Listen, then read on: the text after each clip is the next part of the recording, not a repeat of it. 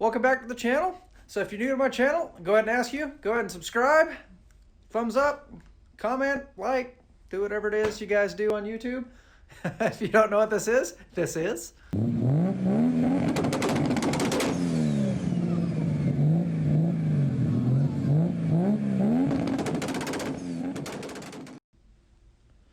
All right, welcome back. Well, if you are new to the channel, like I said, go ahead and subscribe. If nothing else, maybe I'm not all that informational or give you everything else, but I guarantee I'll give you a laugh, if nothing else. I'm very, uh, uh, anyways, so quick update video. I'm gonna go ahead and get a hunting video out, or I got that video out, I think, right before this one. So I kind of went over a few things that has been. It's been a long time since I made a video. It's been a good month or better. Not to say that I haven't been working. I have been doing actually quite a bit of work in here, but we're gonna go ahead and take a look over everything that we've done, and I'll kind of explain, I guess, why I haven't shot any video.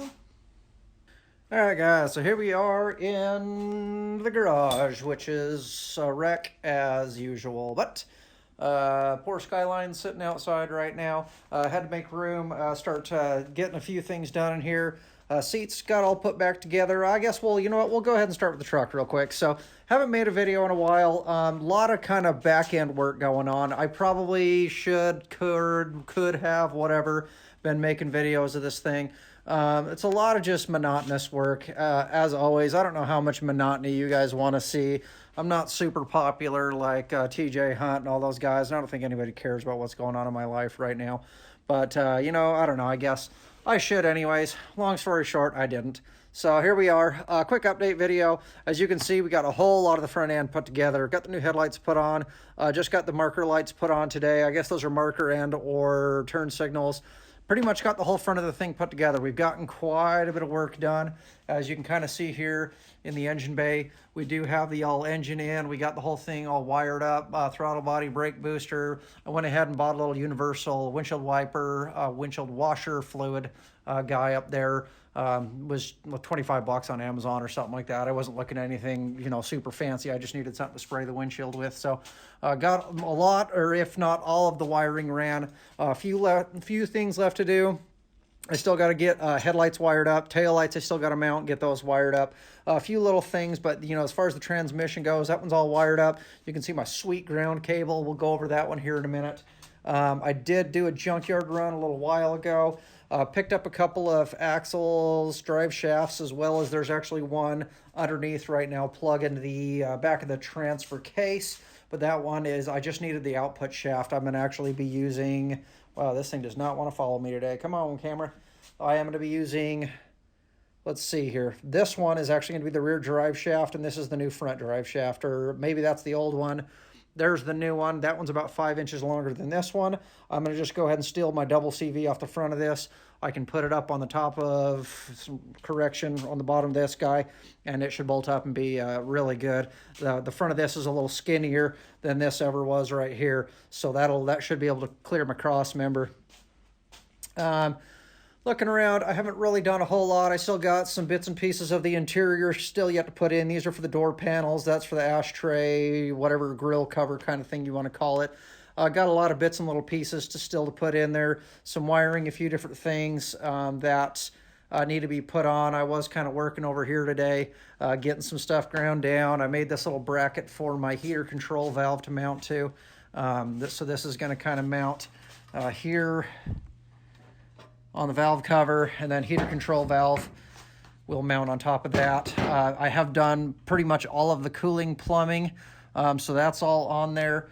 Battery, this is the old battery. I'm going to get a nice Optima to go in there, but we got the transmission spout all mounted up. We've pretty much got everything. I'm not gonna even close going to say everything, but we've gotten quite a bit mounted up already. Did get the whole interior sound deadened. Still don't have a good headliner. The one I built, it's sitting in the back of this. It did not turn out for me at all.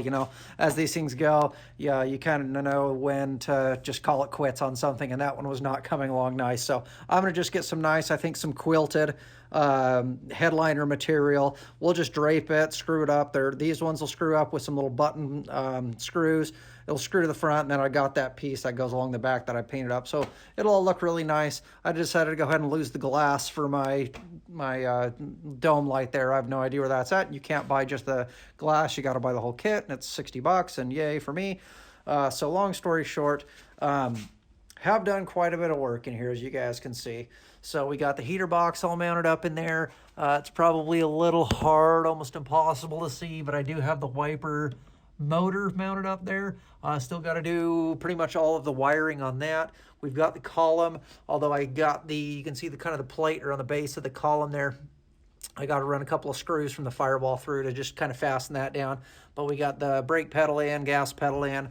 I did from JB Customs. I got a custom cable shift with the billet knob, transmission shifter, so that's really nice. I did get the shifter in for the transmission. I will say, if you're going to go aftermarket, I would probably recommend just to go with like Low-Car or somebody like this. This is from American Shifter Co. And you know what? The side shift feature is pretty cool. So if you can kind of see, instead of having to always push a button, you can actually just push it to the side and go straight down through the gears, which is cool. But this thing, it did not, nothing has worked out good. The mounts were wrong. I had to bend the hell out of the mounts to get them in there. The inside of the column here was covered with rust and scale, so the cable, you can't really see the cable, but the cable is sitting in there. It doesn't want to push down real good. There was just so many stupid things that came along with it that just, it just drove me crazy. But, you know, I guess it kind of is what it is. I'm kind of committed at this point. But walking around this side, do got, you know, the gauges all in there. They do light up. They are super, super cool. So these are all Intellitronics. They're green lit gauges. The tack matches. I have a trans temp gauge and another gauge we're going to talk about here in a minute. Got the fuse box all mounted up there. Obviously, I haven't started looming or tucking wires anywhere. So I guess we'll go ahead and get into the meat and potatoes of it. All right, so this is kind of what's been going on. So not to say that I didn't want to shoot video of it, but it probably wouldn't have done any justice anyway. So I have attempted to start the truck at this point. It does roll over. I had to mess around with the starter relay a little bit over here in the corner. I did go ahead and get the thing to finally start rolling over, but I have yet to get the thing to fire, meaning actually start on its own. A lot of tracing, a lot of checking wires. This does have a crank and a cam angle sensor that sit down behind here. Checked both of those. Those are both good. Ignition's all new. All the wiring's good. Everything was good. The one thing that I kept having an issue with is the ignition. I was getting no spark, no spark, no spark. It didn't matter what I did. I was getting no spark on the thing. So kind of what I've come to find out is the way these work is it does have the factory ECU. Here's the factory ECU right here. So that was all plugged in. That was all wired up. And these things, much like a lot of them, you got kind of one, I think it's 12 volt. Yep, 12 volt wire that powers like all your injectors, ignition, O2 sensor, and I think maybe a couple other things, your automatic shutdown relay, a few other things like that, right? So for some reason, and the only thing I can think is that it's backfeeding through the ECU once it gets power. I'm getting 12 volt power on both my power leg and the ground source for the ignition. So at that point, obviously, it's never going to work. The way it's supposed to work is it gets its 12 volt supply, and then the ECU actually closes a ground relay inside that thing to spark the coil. So it when it sparks the coil, obviously it sends the power up distributor down to the spark plug, so on and so forth. Well, I can't. It won't spark. I can't get it to do anything. I just can't. So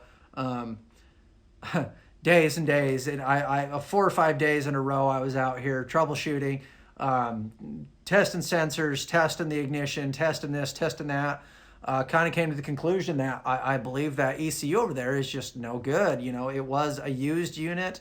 I don't know exactly where it came from. I bought this engine and everything from a buddy of mine. So it was running at one point with that ECU. Maybe I did something wrong. Maybe it just sitting for so long.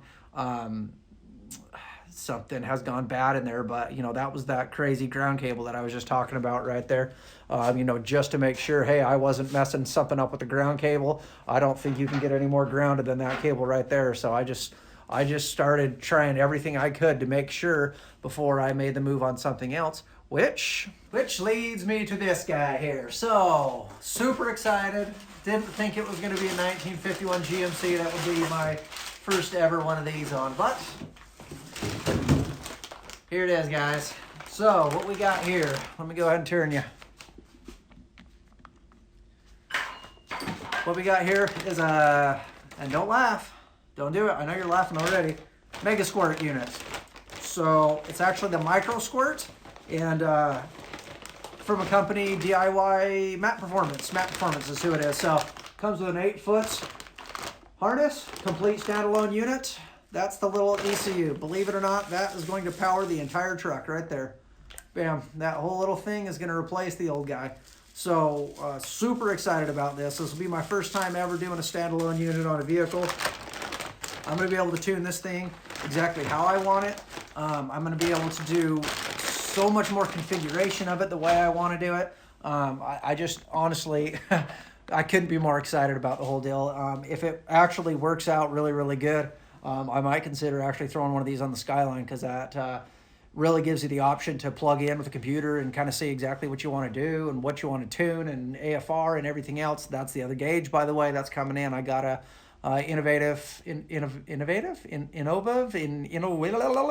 this one. I got that one coming, so that should be here in the next couple of days. That talks in conjunction with the Microsquirt, and that'll give me all the information I need to tune this thing exactly how I want it to run. So super excited about that deal. We'll bring you guys along as we start tuning. It'll take me probably a couple of days, obviously, to get this thing all wired up. I'm going to got the factory harness in here. I'm going to gut everything, but I'm going to reuse a lot of the factory connectors. Like I got my air intake temperature sensor there. I did end up buying new pigtails for all of my my fuel injectors, so I can just reuse all of those. I'm going to reuse all of my factory plugs as much as I can. I don't think there's too much that I'm not going to be able to use. I think probably everything in there I'll be able to use. And then I'll be able to plug a computer in, do my base map on there, fire it up, you know, tune in my AFR, tune in my fuel, tune in my ignition. Ignition on these Magnum motors is non-tunable. You don't spin the distributor around. You set it, and then that's it. And the computer does everything else. So I think factory ignition is set at 0 degrees, but I don't know. I'm going to probably set it at 10 just to make sure, and then fire it up, and then you kind of time it with the light, make sure it matches up in the ECU and all that stuff. So super excited about that. I might not sound like it, but I am, I promise you. So the other things we've done, we went ahead and tore the seats apart right here. Tore the seats apart. We got those in the washing machine, cleaned those all up nice. And unfortunately, they are kind of like a, I don't know what you'd even call this, where it's kind of like all seamed in. They're all kind of baggy now, as you can see. Unfortunately, when I tore them apart, most of them were kind of glued in there. And yes, I absolutely could have glued them back together, but we've actually got heated seats in there now. So I got a heat on there and a heat on the seat. And then my little controls are in here. I haven't wired up the main circuit yet, but there'll be one there and then one over there for the driver. So I didn't know if the little glue was going to really mess around with that if I wanted to spray it down. So I still think it looks really nice. We kind of got these little airplane style seat belts to replace the OEM. So excited about those. It's coming along really nice. It's just been just a lot of back end work. Just again, like it's just monotonous. And so I kind of wanted to get to a point here where it was a little bit more exciting for you guys to kind of see what's taking place. And when we start actually getting fired up and driving and tuning, I didn't know I was going to be doing a standalone on this. So surprise, more money down the hole. But stupid excited about it. I just honestly, I'm super excited. I would really actually like to open up and start my own tuning company. It's something I've been thinking about doing for years and years and years. Jeremy, if you watch this, we talked about doing mobile tuning, but this might be my first step into it, you know. So hopefully, if this megasquirt makes the Microsquirt, and then Mat Performance sells them, I'm going to use a software called Tunerstudio. So don't know much about that one. We're going to play around with that one a little bit. We'll show you guys the ins and outs. I've been watching a lot of videos on it. And yeah, it's going to be awesome. So not a real exciting video today. Probably not super long. I haven't looked to see how long it is yet, but probably not super long. Kind of a nice little just kind of get caught up video. See what's going on. I did want to show you guys that Microsquirt because I was super. I know it's the craziest name in the world.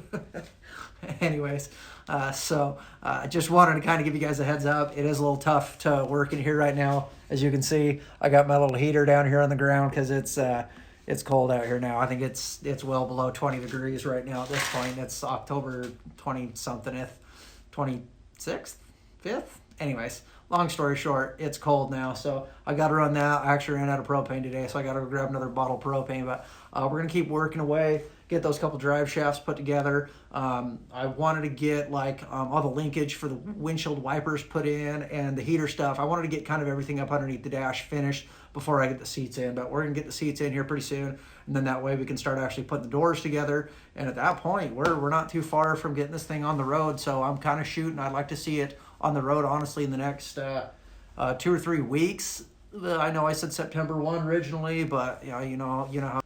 So thanks for being patient with me, you guys. We're going to go ahead and get this on the road, and then we're going to show a whole lot more, with the Skyline. I've been kind of going back and forth. The RB20 that's in those things, they got a very, very small, we'll say it's a head, but they don't flow a whole lot of air. So if we do decide to upgrade that, I've been looking at the RB25. I know I said I didn't want to do that, and I wanted to build the RB20, but I don't want to be limited, and I don't want to put 10, 12, 15 grand into a motor that's going to be limited to, 350, 400 horse tops. So I think maybe we'll go with, an RB25, stay in the Skyline world. I know it's kind of sacrilegious, whatever you want to call it. I have thought about an LS.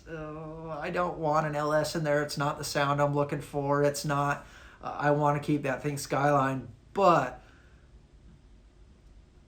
LSs, they make amazing power. There are millions of them out there. The aftermarket support is insane.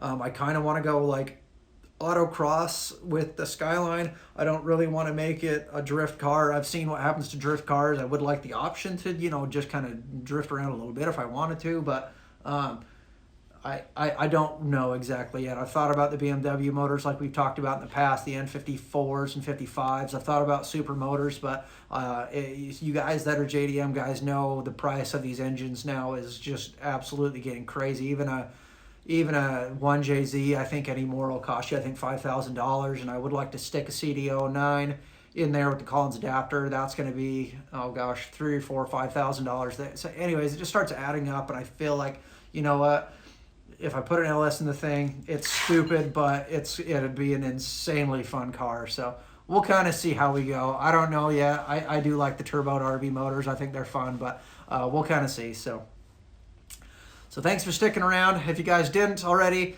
hit the subscribe button now. I promise you will like what's coming up in the future. We're going to start tuning this thing. I'll show you kind of what I learned about it. I'm going to give you some tricks of the trade with these Magna motors. If you guys, anybody out there is swapping one of these Mag motors, or if they're doing a Alpha 518 swap, I can kind of give you some insight into how I got that thing mounted in this, because this is sitting on a Ram Charger frame. So yes, I did have to modify the cross member a little bit, but I was able to reuse the one that was in there.